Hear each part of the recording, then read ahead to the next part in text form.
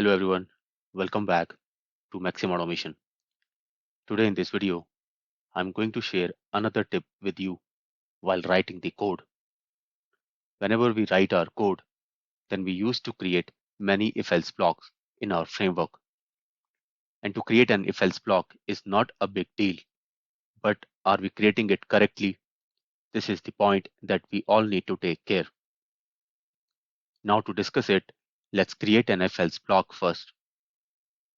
And let's say that I need to create an if-else block to handle the WebDriver object. Because based on the browser type on which I want to run my tests, I need to initialize the WebDriver object with the corresponding driver object of the browser. So let me create a string for browser type. And now let's add the if condition based on the browser variable. I'm adding the condition that if my browser is equal to Firefox, and when it's true, then it will print the browser is Firefox. We can then also initialize the WebDriver object based on the Firefox driver. But now let's keep it simple. After that, let's add another else if condition for another browser. So if browser is equal to Chrome, then it's gonna print browser is Chrome.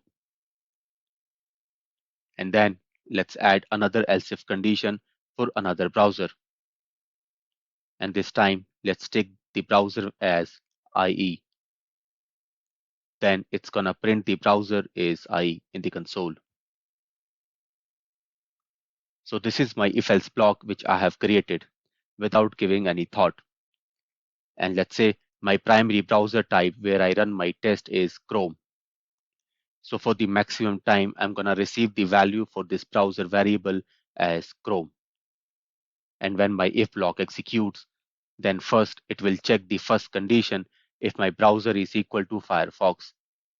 So this will return false.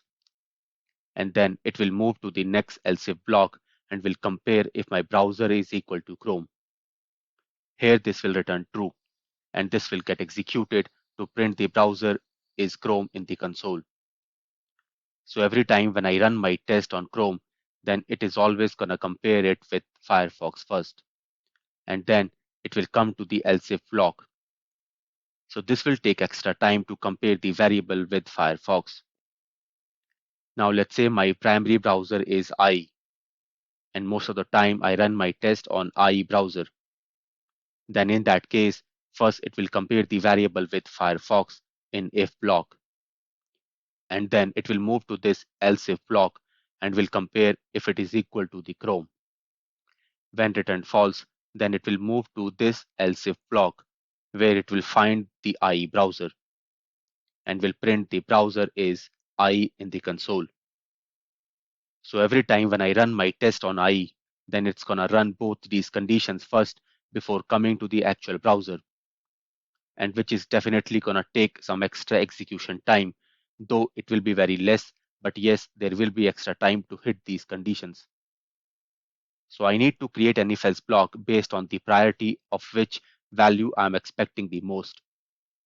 Let's say if the most expected or used browser is Firefox, then I can say that this else if block is created correctly. At maximum time, it will only hit a single condition to get the desired result. And then let's say my second most used browser is Chrome, then I can put that in second condition. And then the least used browser in the last else if block.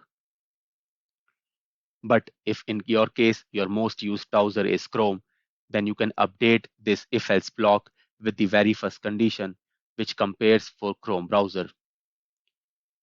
And then in this else if block, you can mention the second most used browser. Let's say the IE is the second most used browser. And then the least used browser, you can add the condition for that in the last else if block. Let's say the Firefox is the least used browser. So whenever I run my test on Chrome, then it is going to hit only a single condition to create an object of WebDriver. Similarly, you can create another if-else blocks as well based on the most expected values coming into the system can be the first condition in the if-else block, then the second most expected value in the second condition, and so on. So I hope you liked this video. Please put your comments in the comment box. Also, please do not forget to subscribe to the channel. Thank you.